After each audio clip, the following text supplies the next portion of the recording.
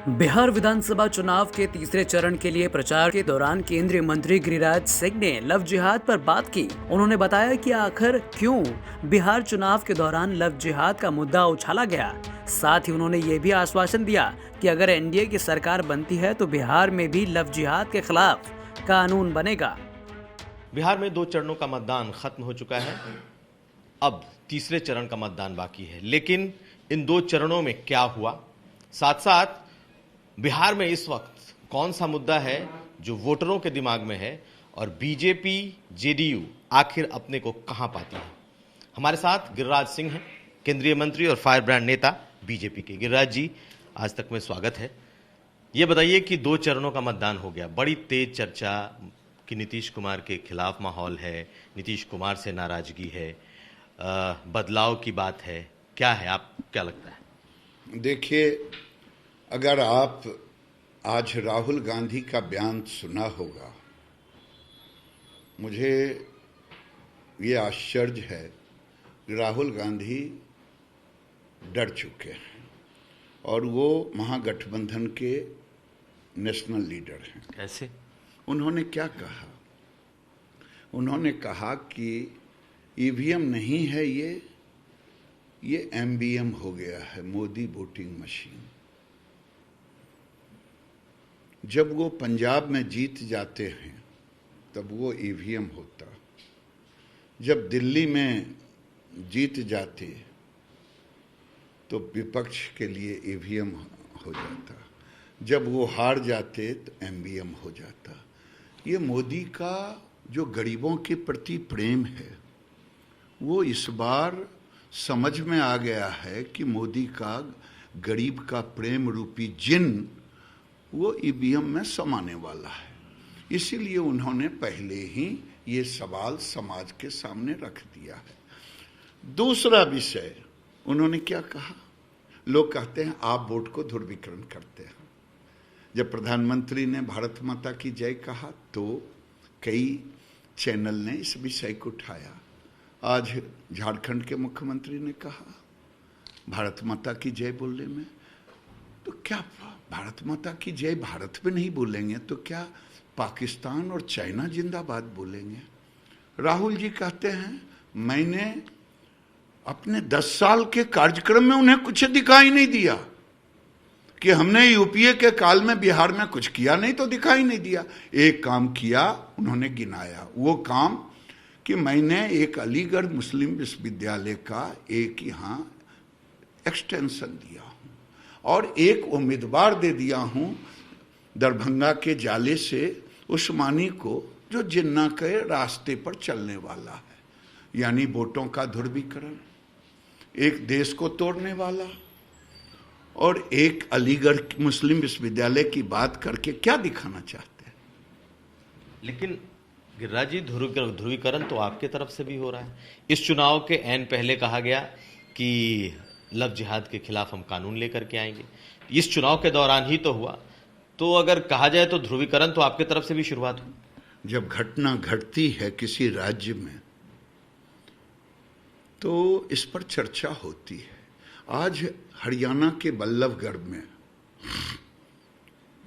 उस लड़की निकिता तोमर को क्यों गोली मारी गई? धर्म परिवर्तन के लिए? प्यार नहीं था, लव जिहाद के नाम पर एक खास समाज की लड़कियों को गुमराह करके उसे दूसरे धर्म में परिवर्तित करना। वहीं दिल्ली के राहुल कुमार को, जो दूसरे धर्म की लड़कियों से प्रेम करता था, उसके गला रेत दिए गए, उसकी हत्या कर दी गई। ये अगर इसके लिए कानून ना बने और ये घटना दिल्ली, हरियाणा, यूपी में घट रहा है, तो ये कौन लोग बोल रहे हैं? हरियाणा के लोग बोल रहे हैं सरकार, यूपी की सरकार, मध्य प्रदेश की सरकार। अब देखिए, फ्रांस में वहाँ आतंकवादियों पर अंकुश कसते हैं, अब भोपाल में आप जुलूस निकालते हैं। ये कौन कर रहा है? बिहार के अंदर माई समीकरण है। नहीं, आप इस पर मुझे बताइए कि 3 स्टेट ने तो कह दिया कि वो लव जिहाद पर कानून लाएंगे, आपकी सरकार, आपकी यहाँ पर अगर सरकार आती है दोबारा, नीतीश कुमार मुख्यमंत्री बनते हैं, तो क्या बिहार की सरकार ये कानून ला सकती है, लाएगी? मेरे जैसे लोग, मैं व्यक्तिगत राय कह रहा हूं, मैं तो माननीय मुख्यमंत्री जी से भड़बल और पत्र लिख करके भी कहूंगा, मैं प्रार्थना करूंगा कि जनसंख्या नियंत्रण कानून और लव जिहाद को रोकने के लिए कानून, ये सामाजिक समरसता और विकास के लिए जरूरी है, आप लाएं, ये मैं व्यक्तिगत प्रयास करूंगा। ये आपका व्यक्तिगत प्रयास होगा, लेकिन इससे गठबंधन तो असहज हो जाएगा। मुख्यमंत्री नीतीश कुमार जी के अगर हम लोग ट्रैक रिकॉर्ड को देखें तो वो हिंदू और मुसलमान सबकी समान तौर पर बात करते रहे। इसमें कहाँ असमानता है भैया? जनसंख्या नियंत्रण कानून आप तो पहले भी उठा चुके हैं इस बात। हम तो 2008 से उठा रहे हैं, अब तो हमारे मुख्यमंत्री जी भी बोल रहे हैं, उन्होंने भी कहा है, जिस पर असहज आरजेडी के लोग हो गए और उन्होंने उसको उठा करके अपने माता पिता से जोड़ दिया। तो ये तो कानून देश के विकास और सामाजिक समरसता के लिए जरूरी है। बिहार में विकास को एजेंडा ना बने, क्योंकि 15 साल का ट्रैक रिकॉर्ड ऐसा था कि तेजस्वी यादव ने अपने पोस्टर पर लालू यादव और राबड़ी जी का फोटो तक नहीं रखा। उन्होंने एक जुमला दिया, 10 लाख रोजगार एक कलम से। अभी मैं एक पत्रकार को कह रहा था, उन्होंने कहा 15 साल के पहले की चर्चा ना करें, वो तो जुग चला गया। जुग कैसे गया भैया? जिसके बेटे मारे गए, जिसका भाई मारा गया, हत्या हुआ, मालिक को आपने साथ लिया, आपका था, वो आतंक का माहौल, बम फोड़ने वाला माहौल, हत्या लूट बलात्कार का माहौल आपने आरजेडी को लिया है, माले को लिया है। चर्चा ना हो इसलिए उसने फोटो हटा लिया। मैंने पत्रकार मित्र से कहा चर्चा होगी, क्योंकि राजनीतिक विरासत तेजस्वी का नहीं है। जब अधिक संपत्ति में ईडी पूछ रहा था तो वो भी पिताजी की विरासत से, जो उन पर केस हुआ है, तो वो बाबूजी का होगा और राजनीतिक विरासत उनका हो जाएगा। वो कोमल चेहरा दिखा करके चाहते थे भुलाना, मैं उसको भी भुलाता हूं, छोड़ देता हूं 15 साल कि 15 साल में पिताजी ने दिया नहीं तो उनको कहना चाहिए नहीं दिया, मैं नया दूंगा, लेकिन वो नहीं कह रहे हैं। 20 महीने तक चचा जी के साथ गलबहियां लगा करके उप मुख्यमंत्री बने रहे, दर्जनों विभाग रखा। अगर एक कलम में पहली कैबिनेट में 10 लाख लोगों को रोजगार देंगे तो 20 महीना में क्या दिए, जरा देश और राज्य की जनता जानना चाहता। इतना क्रांतिकारी व्यक्ति हैं तो ना एक नौकरी दी तो बताएं। कौन सा, एक मिनट, कौन सा कैबिनेट नोट आपने अपने चचा के पास 10 लाख का रखा? ये रातों रात कहां से उपज में आ गई कि हम 10 लाख, इनको लगा कि हम ये जुमला अगर पढ़ेंगे तो ये तुरंत लोगों के दिलो दिमाग पर बैठ गई, ये एक जुमला है। लेकिन इस नैरेटिव ने आपको तो परेशान कर दिया है, क्योंकि रोजगार की चर्चा छिड़ गई, बेरोजगारी की बात हो गई, लोग मांगने लगे 15 साल बनाम 15 साल की बात करने लगे।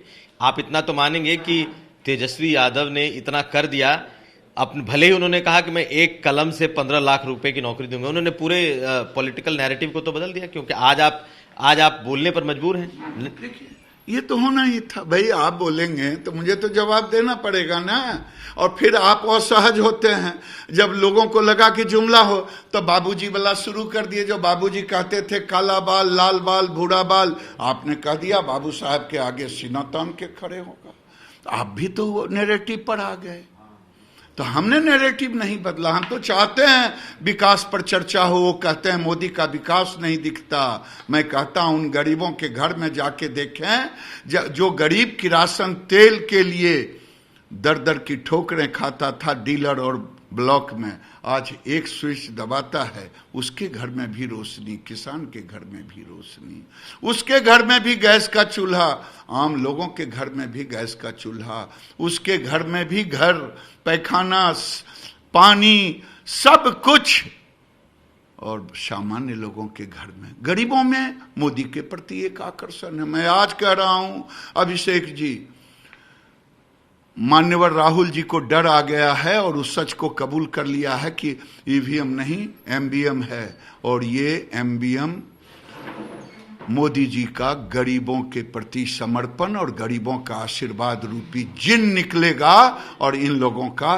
सब कुछ साफ, थूपड़ा साफ हो जाएगा, सुपड़ा साफ होगा। लेकिन आप ये बताइए, आप लगातार मोदी मोदी मोदी बिहार चुनाव में कर रहे हैं, आपको लगता नहीं कि नीतीश कुमार को लेकर के भी एक नाराजगी है? आप मानेंगे इस चीज को या नहीं मानेंगे? 15 साल बनाम 15 साल हो गया, आपको लगता है क्योंकि बड़ा तबका इस वक्त नाराज है, ऐसा है कि नहीं?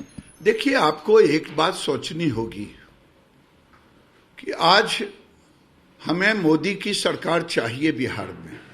आज ममता बनर्जी बंगाल में जो हम 5 लाख गरीबों को देते हैं आयुष्मान भारत में नहीं दे रहे हैं, किसानों को 6,000 देते हैं नहीं दे रहे हैं।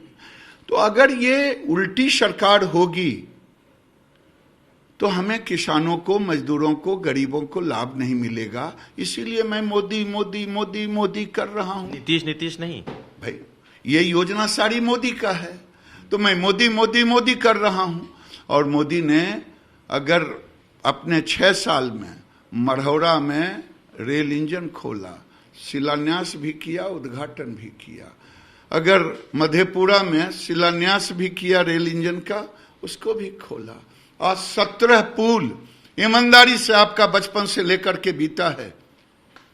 क्या गांधी सेतु के पैरेलल में, क्या मोकामा के बगल में 6 लेन का पुल, क्या मुंगेर का पुल, क्या भागलपुर का पुल, क्या कटिहार का पुल, क्या सोन का पुल, 17 पुल और 2,500 छोटे बड़े पुल पुलिया हुए, 56,000 किलोमीटर छोटे बड़े सड़क बने।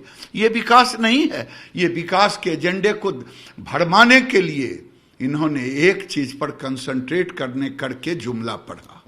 लेकिन मैं फिर पूछता हूं आपसे कि क्या नीतीश कुमार के 15 साल और नीतीश कुमार का जो ये 5 साल, आपको लगता है कि नीतीश कुमार के खिलाफ नाराजगी है या नहीं है? देखिए, लोकतंत्र की खूबसूरती यही है, अगर लोकतंत्र में नाराजगी ना हो तब तो किसी को चुनाव लड़ने की जरूरत ही नहीं है। कोई नाराज होते हैं, कोई समर्थन करता है, नुकसान हो रहा है। भाई, एक MY समीकरण है। Y कहता है कि मैं तेजस्वी को मुख्यमंत्री बनाऊंगा, उसका तेज है। M को कोई मतलब नहीं है तेजस्वी मुख्यमंत्री बने कि नहीं बने।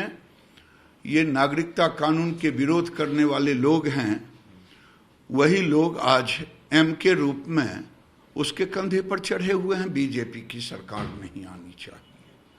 तो ये सब तो चलता रहेगा, ये सब नैरेटिव चलता रहेगा और 15 साल के दुखों को भी, भयावह स्थिति को, जो खौफ ही नहीं सच्चाई, वो दिखने लगा था।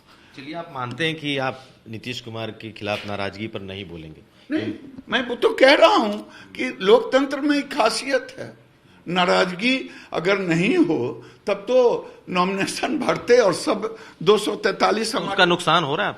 अरे भाई, कहीं अच्छा कहीं बुरा राजनीति में तो ये होता है, लेकिन जो आप लोग नैरेटिव सेट कर दिए हैं वो नैरेटिव नहीं है। आप लोगों ने ऐसा नैरेटिव, नीतीश कुमार एंटी इनकम्बेंसिव, क्या है एंटी इनकम्बेंसिव?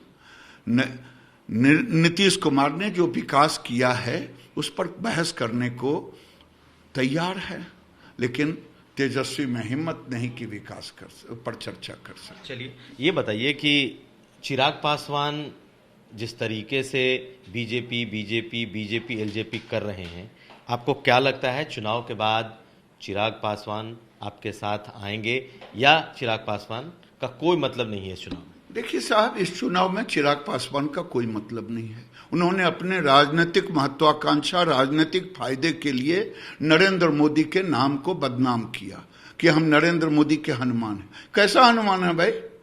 मोदी ने कहा कि हम नीतीश कुमार को मुख्यमंत्री बनाएंगे, आप गाली दे रहे हैं। आपके जुबान से एक बार भी आरजेडी के खिलाफ नहीं निकला है। तेजस्वी के खिलाफ अगर आपने बीच में वोट काटने के लिए उम्मीदवार खड़ा कर दिया, आप कांग्रेस के खिलाफ नहीं बोल रहे हैं, आप कौन सा खिचड़ी पका रहे हैं? ये राज्य की जनता जानना चाहती है और नरेंद्र मोदी के नाम को अपने राजनीतिक फायदे के लिए ये उपयोग कर रहे हैं। इसका मतलब आपको लगता है कि चिराग पासवान मिले हुए हैं महागठबंधन से? वो बताएं ना, क्यों नहीं बोल रहे हैं? हम भी वही जानना चाहते हैं। नरेंद्र मोदी बोल रहे हैं कि 15 साल जंगल राज फिर ना आए, डर भय माहौल लूट खसोट, गाड़ियां उठा लेता था, बेटियां उठा लेता था, नई बहुओं को उठा लेता था। आपकी जुबान क्यों बंद है? कौन सी खिचड़ी पक रही है?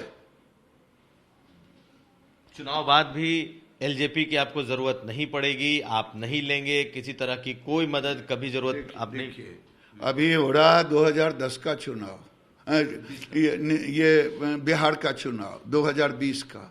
इस चुनाव में आपने पूछा और मैं लप्पो चप्पो नहीं करके बोलता हूं, जो मुझे लगता है ये मैं पूछ रहा हूं और आपको भी मैं पूछता हूं कि आप उनसे पूछिए कि आपके अंदर कौन सी खिचड़ी पक रही है जो आप तेजस्वी के खिलाफ और कांग्रेस के खिलाफ एक शब्द नहीं बोला, और तेजस्वी के खिलाफ आपने बीजेपी के खिलाफ उम्मीदवार खड़ा किया। ये कौन नरेंद्र मोदी का प्रेम है?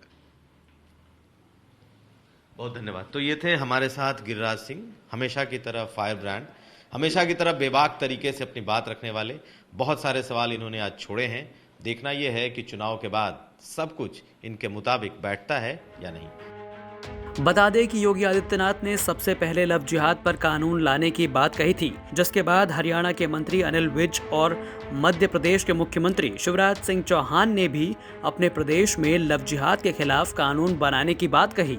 दरअसल सीएम योगी ने लव जिहाद के खिलाफ कानून बनाने की बात कहते हुए चेतावनी दी थी कि जो लोग असलियत छिपाकर बहन बेटियों की इज्जत के साथ खिलवाड़ करते हैं, उनको पहले से चेतावनी है कि अगर वो सुधरे नहीं तो अब राम नाम सत्य की यात्रा निकलने वाली है। योगी आदित्यनाथ ने लव जिहाद के कानून बनाने की बात को लेकर इलाहाबाद हाईकोर्ट के एक फैसले का भी जिक्र किया, जिसमें हाईकोर्ट ने कहा था कि सिर्फ शादी के लिए धर्म परिवर्तन को स्वीकार नहीं किया जा सकता है। ब्यूरो रिपोर्ट, यूपी तक।